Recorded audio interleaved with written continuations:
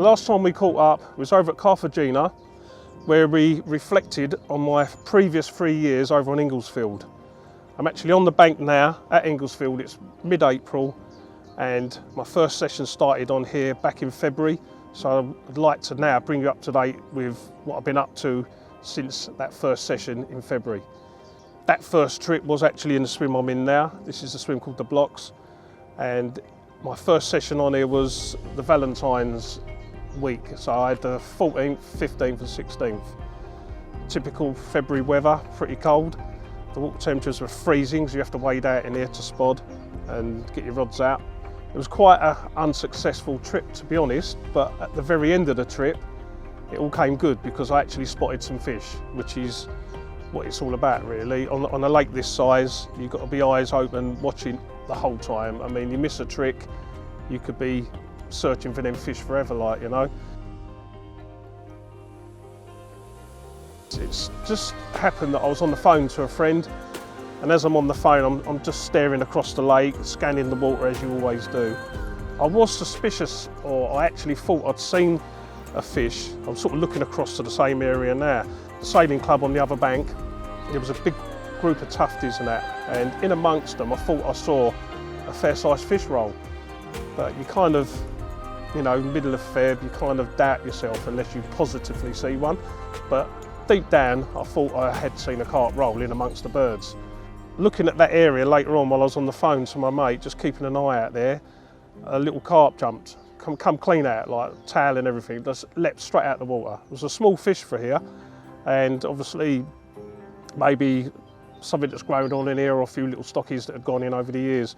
Nevertheless, a carp had jumped, and it just lifts your spirits, you know. You're sitting here in the freezing cold and raining, and you know, it's not ideal times to be out, but I'd seen a carp. And with that, I've got something to go on. And you start making plans then for your next trip. The swim I'm in now, I would never reach, well, saying that, I'd never reach it. I could probably get, with my long range rods, I would get in the vicinity of it, but I didn't have my long range rods with me. But the next session I would have. And basically, I see this fish show at long range from the swim I'm in now, but also long range from a swim that you could fish it from, called the Stumps, over on the other side, which runs, if you're fishing from there, you run parallel to the sailing bank, which would get you out in that zone where I thought I saw the first fish showing amongst the birds. So my next trip was obviously to get round in that area. I braided up my long range reels, got them all ready to go with my long range rods, which I hadn't really put through the tests properly yet, and I was quite excited to get them out and give them a good old like whack, see just how they performed. And I went home from that session, sort of, my head was full of thoughts of what I'm going to do on that next trip. I'd seen a couple of fish shows, so you know, it's something to go on. It was quiet on the lake. There was no one else on the fishery really, so I kind of had the place to myself. Anyway, the next session was actually my birthday. I think I only fished 2 days. I fished the 23rd and the 24th, and went home on the 24th, which was my birthday, and did fish the rods long, but nothing come of it.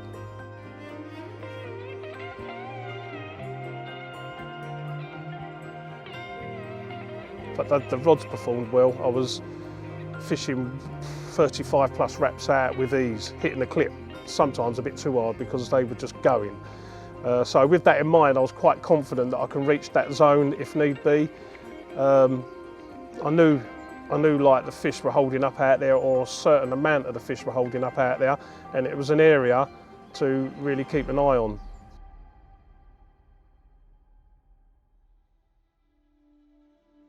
My next session out, 28th of Feb, down for another 3 nights.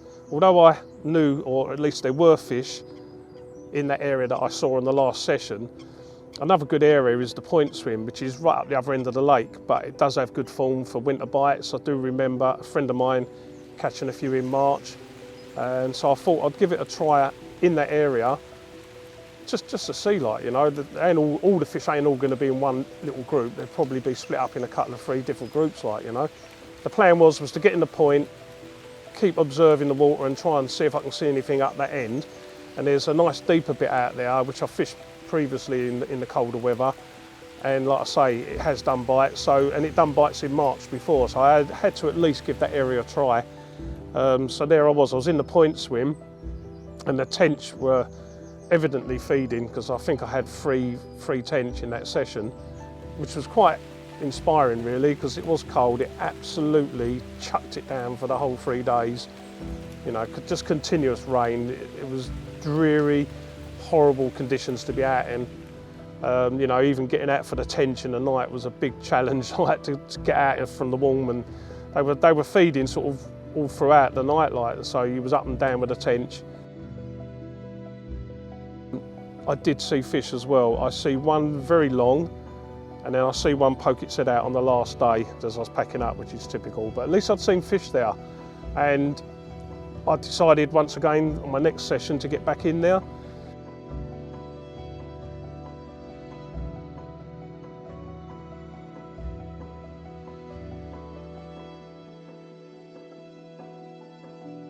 The weather was no better. It was dreadful weather as normal in March, and did see another carp just as I was packing up. I think on the last day the weather brightened up a bit, and I did see a fish on the last day. So I planned really to get back in there and carry on with it, but I think I got down on the trip after that, and someone was in there. Someone was in the swim, so I couldn't obviously get in there, and I ended up back in the blocks where I am now. I think someone was in the other swim that I fancied, where I'd seen the fish in the stump, so I ended up in the swim I'm in now, the blocks again. And it was getting towards the new moon, which this fish, the black, is renowned for coming out on the build up to the full moon, or on the beginning of a new moon. So you've got to try and fish them times if you can, but it's not always possible. I normally fish midweek, so I can fish weekends, but I don't. I tend to leave it for other people to come and have a go, and I'd like to fish midweek when hopefully it's a bit quieter, but it's not always the case, but that's the time I go. So I fished my session, and I had to go home on the Thursday, building up to that new moon, and the sun come out, and it was a lovely day. Don't think I'd seen any activity of fish, but it just felt good and it looked good. The conditions were really good.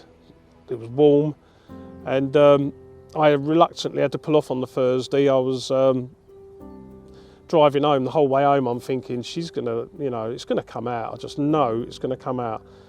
And I went home on the Thursday, never heard nothing on the Friday. Then out of the blue on the Saturday, you get the phone call, black's out. A young lad called Jake caught it, fantastic bit of angling. You know, you never know where they're gonna come from, as we'd catch them all the time. But I just had that feeling. I think it was a busy lake. Most of the swims were taken. And I think it was on the 19th it came out, the new moon.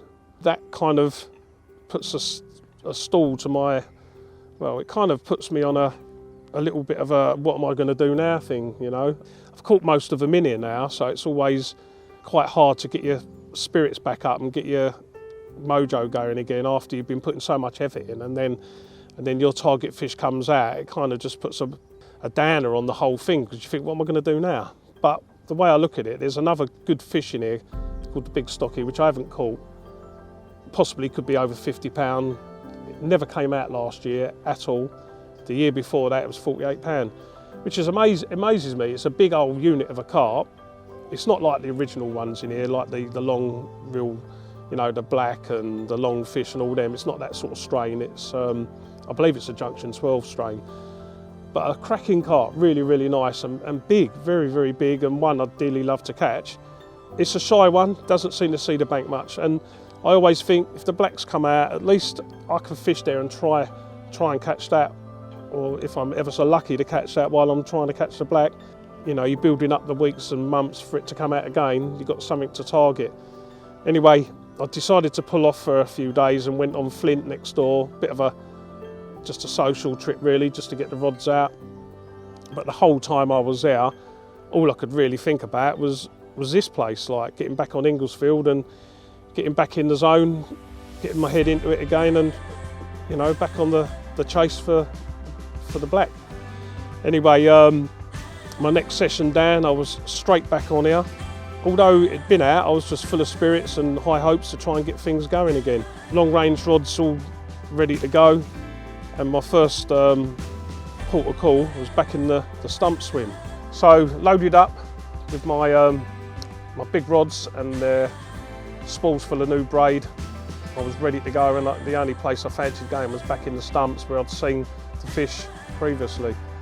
I got down on the Monday, I think it's the 28th of March, and Gaz was due down on the Wednesday, so I had a couple of days to settle in, get myself sorted.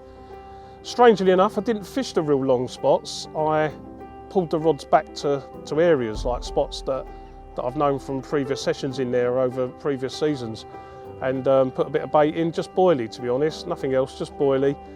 And I fished for 2 nights in them areas, absolutely freezing. It was really cold, it was like Baltic. And I've done the 2 nights in them swims with nothing, never see nothing. And then Gaz is on his way down on the Wednesday morning, so he generally rings me when he's en route. Sitting there on the phone once again, seems to be when I'm on the phone a lot, I'm chatting to Gaz, and I just see it wasn't at the corner, I was actually staring at the area when it showed. There was a big eruption on the surface, and I'm looking, I thought that was a carp, the first thing I've seen in 3 days. And I said to Gaz, I'm sure that's a carp. I said, I've just seen one. So Gaz is like, well done, you might even have a bite at the time I get there, which was would have been nice, but I wasn't fishing out there. But anyway, with that, Gaz has put the phone down and he's on his way, and I've actually physically, properly seen one leap and leave the water. Another small one. It seems like a few small fish rolled in out there, but that first fish that disturbed the surface was a bit more of a bigger carp. So I've seen 2 now, and I now confirm that the first one was definitely a carp.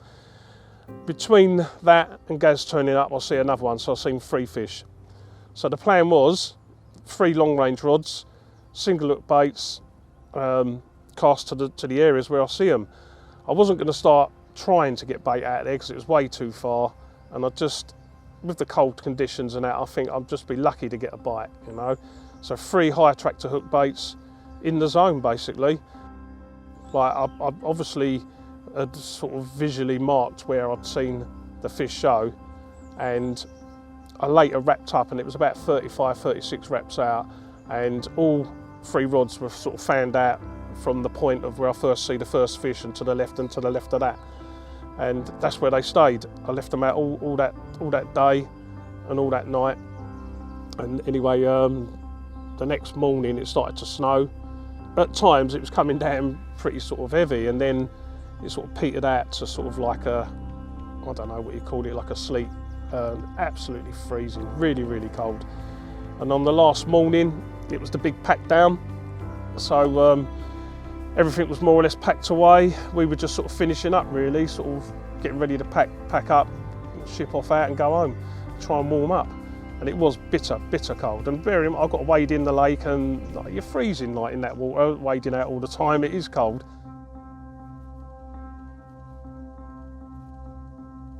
Two of the rods were brought in, and then everything was packed away. Like I say, I was down to bringing the rods in, and the last rod remaining, I've had a bite on it. Like, I've had a take. And I wound down, felt like quite heavy resistance, and like it obviously weeded itself up. A lot of eelgrass already coming up, a bit of Canadian. And there is a buoy out there to the right, which is always a worry. It's quite away from where I was fishing, but when they kite, you have to be careful. But luckily for me, it kited this side of the buoy. And it was just a slow kite, ever so slow, just going to the right. In my mind, deep down, I knew it was a carp, but you still doubt yourself. You think it might have been a big tench. You know, it wasn't. I couldn't really feel the fight too much. And I'm looking back at Gaz. Gaz has got the camera going, and all of a sudden the rod sort of hooked over a bit and started taking line. I've gone, it's a carp. It's definitely a carp. So I'm absolutely buzzing there. And to top that, it started snowing. It's like sleet, you know. But I'm actually playing a carp now in the very beginning of March. Sorry, the end of March in the sleet, which was pretty unreal. Wondering what's on the end. And it was just a slow plodder, and it came round, and obviously as it came further round to the right, it got more caught up in more weed, and after a while I didn't feel nothing. So I'm continually just slowly pumping back this weed bed. Felt the odd sort of rod lunge over, so you're getting them signs that it's still on. And then towards the net, the last sort of 15 yards, I didn't feel nothing, and you start thinking, Oh, I hope it's still on, I hope it's still on. And as luck would have it, it was. And on looking in the net, I could see the tail sticking out in amongst all the weed. And we got ourselves a carp in the snow, which was absolutely tremendous. Yeah, it's always a buzz to land one on Inglesfield. It's not an easy water, and when you get one, you just feel that relief of, oh, I'm off, I've caught a carp now we can start really working and try and catch more, like, you know, it just gives you that bit of confidence. Anyway, got the fish back to the bank and we got all ready to get the fish out, and I realised and noticed that it's one I'd caught before.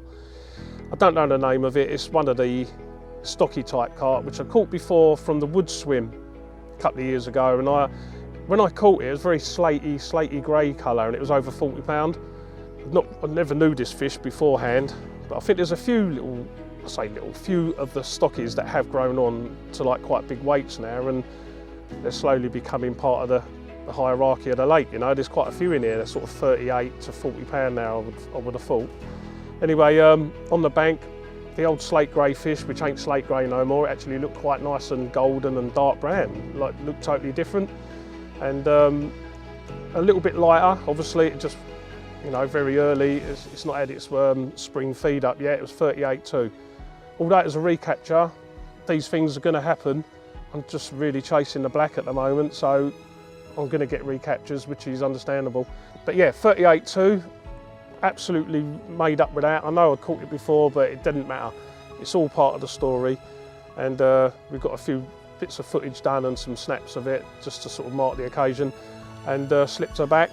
Freezing cold, but happy as anything. Couldn't wait to get in the car and warm up and get that heater on the way home. Oh, and the heated seat. I've got new heated seats in my van, so that was nice. So yeah, buzzing, absolutely buzzing, and couldn't stop thinking about my next session.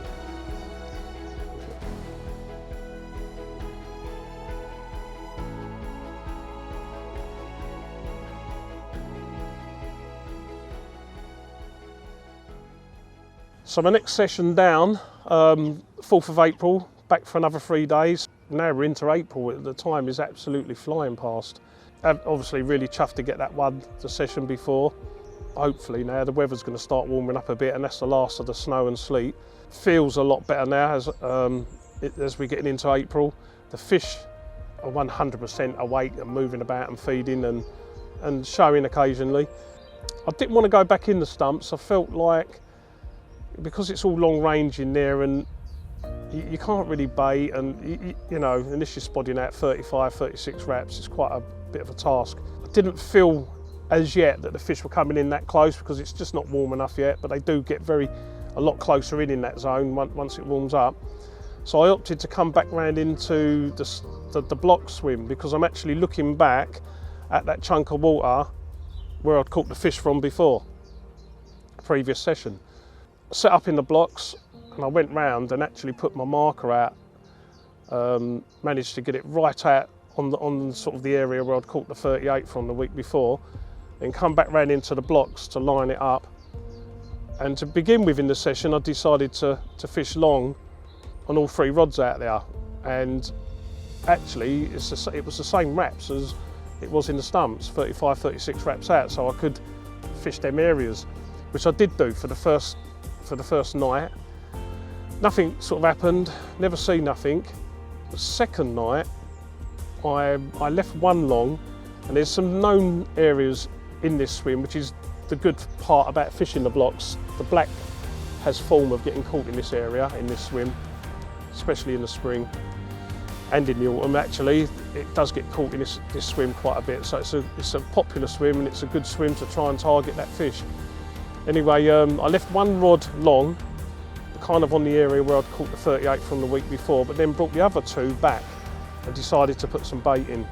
I think the first night I put about 15 spoms, large spoms out over the area, and it was quite, the weeds coming up out there, and I sort of pulled back from the weed and found a really nice smooth area that I fished previous years gone by, and then that's where I put my bait in. Like I say, about 15 spoms of mixed particle and mainly boilie. That night, I can remember it like, you know, as clear as anything. About 2:30 in the morning, I've just heard one completely lump out and it woke me up. I sort of shot up in my bed and I'm looking out. It was windy. I couldn't see exactly where it come, and it went twice actually. It went, the initial one woke me up, and as I sat up in the bed, it went again. Proper big loud wallop, like, and I'm, you know, it's crazy because I must be that tuned in with it. I just heard it in my sleep, sort of thing. Couldn't see no ripple coming back. It was quite windy, but I knew it was out, like where I'm fishing, basically, more in that area. So obviously that cheered me right up that night, thinking like, yeah, there was one out there. I've heard it, and I'm in the right area, sort of thing. The third night, I was getting tench. That's right. I had tench activity on the rods. One particular night, the tench took me, was it the second night? Yeah, the third night, the tench took my rod out. Basically, I had the tench and it blumped my hook. It was the middle of the night to try and, although I got my sort of area that I cast through on the tree line, I got my markers, at night it's still quite hard, especially if it's dark, real dark. And I've done it before and woke up and the lines are not on, they're on the right distance, but they're not on the right line. So I thought, well, that middle rod, I'm not going to tie a new rig up, I'll just leave it on the side till the morning. And it was my last night anyway, so I was going the next day. So I just decided to leave the two rods out. And I remember the tench bite was just a drop back to the deck at like, whatever time it was in the morning, early hours. And I tightened the spool back up and it dropped back again, and I thought, oh, it's definitely on. So I wound down, yep, tench. Blumped my hook, so left the rod on the side, redundant. And I just thought I'd leave two rods out. And I remember going back to bed thinking, when am I going to get a proper take, like a complete, absolute ripper?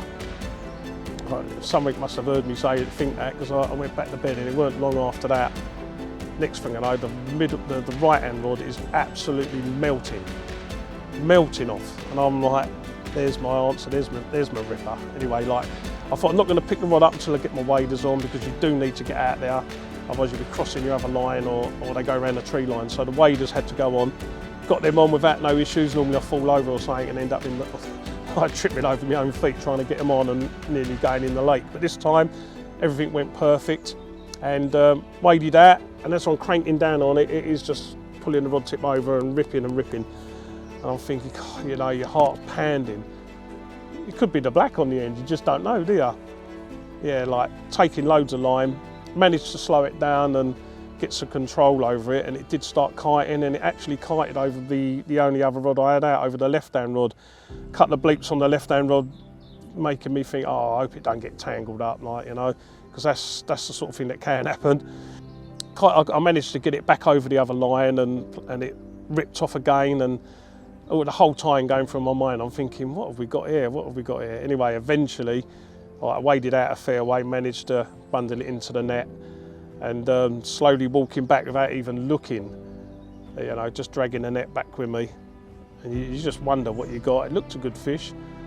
And then looking in, when I eventually looked in, I had to go and get my torch really, because it was still dark. Like, it was nearly light, but it was just a bit too dark to see what one it was. And on first looking in, I thought it was one of the triplets, a fish that I'd already caught before, one of the bigger triplets. So that's what I thought it was. It was nearly light by the time all of that had finished, so I rung up Jim to come round and give us a hand, do some photos. And as we lifted it out, Jim's gone to me, that's a good weight, that one, mate. That's quite a big fish. I don't know, the big triplet, I think I had it at, it was either 29 or 30 pound, but it could have been little bit up, like, you know. So in my mind, I'm thinking that's what I've caught, another recapture. But as we rolled the net up and lifted the fish round to the mat, the fish grew in size, and then I started doubting myself as to what fish it was.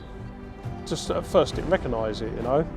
The only thing that gave it away was when I had a proper look, was like around the pecs, around the tail, it's got little white markings, and there's a fish in here called white tips, a fish that I hadn't caught before. And we both kind of agreed that we thought that's what fish it was.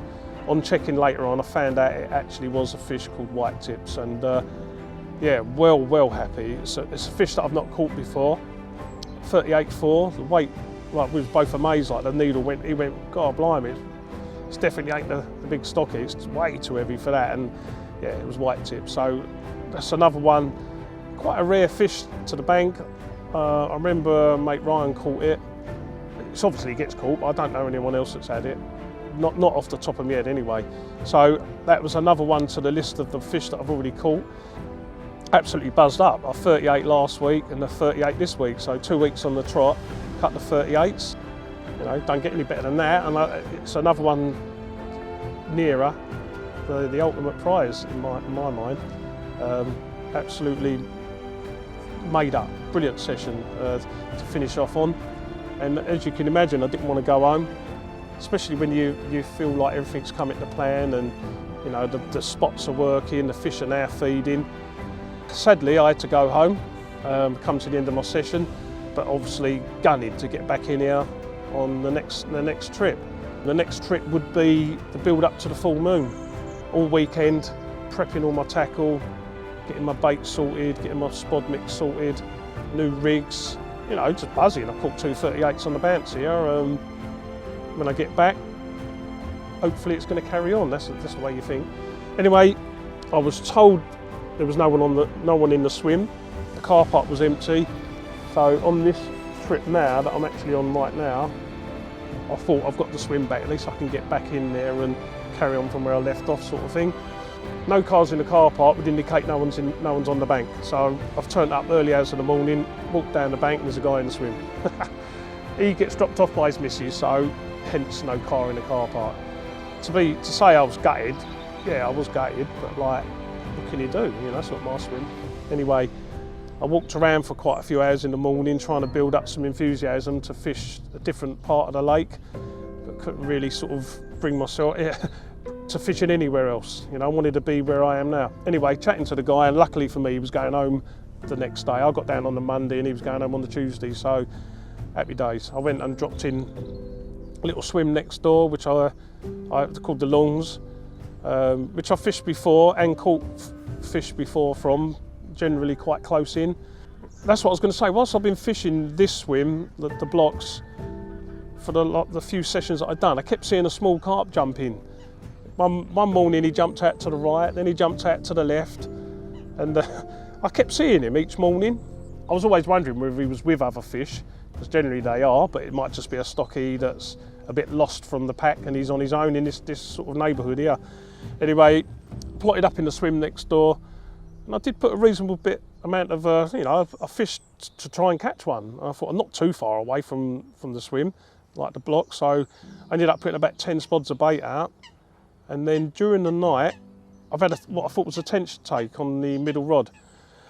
Anyway, as I'm playing it in, my rod tip touched the trees above, and I've somehow caught hold of a wire trace with some trebles on it, and it was caught up around my tip ring. It was kind of inhibiting me to sometimes reel in properly because it was getting caught up in the tip ring. And I managed to get the tench all the way in, but apart from the last bit.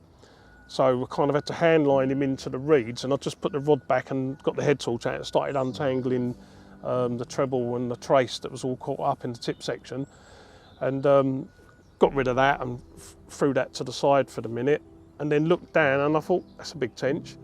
And the more I looked, I thought it's got a lateral line and it's got mirror carp scales. I think it was the little local carp that jumps about in the area. I've seen him loads of times and now I've caught him. I didn't get him onto the bank. He was quite happy where he was in the water. I unhooked him, had my phone in my pocket, took a couple of quick snaps just for recognition really. Hopefully it'll turn into a lovely carp one day and it'll bring back some memories when I see him when he's older. Anyway, let him go, and I'd caught another carp, couldn't believe it. I know it's not a big carp that I'm after in here, but it's a carp nevertheless, number 3. They all count to me over here, I'm afraid. And with that, the next morning, matey left about lunchtime. I was in here, obviously, and I'm down for a 5-day session. I don't normally do 5 days, I normally only do 3. Got here on the Monday in the other swim. I've done 2 nights in here now. I've got 2 more nights to go, full moon on Friday. It's now Thursday, so I've got Thursday night and Friday night, and then I'm off home Saturday. And probably the first time I fished on the full moon on here in years. I don't remember fishing here, but it has been very quiet, very, very quiet. The water's been flat calm, with the wind had changed and blew more southerly, southeasterly, blowing across. And prior to that, it was quite choppy and quite nippy. but the wind's changed round and it's kind of dropped. There's last 2 nights there's not really been any wind. It's been like a mill pool. I did have an occurrence on the first night in the swim. I had the bobbin pulled up to the top, pulled the line clip and stayed there. I picked the rod up, felt like I had a tench on, but it was weeded, and then 3/4 of the way in I just reeled in a bit of weed, and that was the end of that. I don't know what occurred there, possibly a tench. And that is the only activity. I was getting liners, and in the morning, the first morning, I was seeing bits and pieces going on over the spot, but since then it's just gone dead. Really, really quiet, flat calm. Hopefully it's the calm before the storm, which brings us way up to date with what's happened so far. Full moon Friday night, who knows? I will keep plodding on and plodding on, and I hope to catch up with you sooner rather than later with the news of victory. Who knows? I'll keep you updated.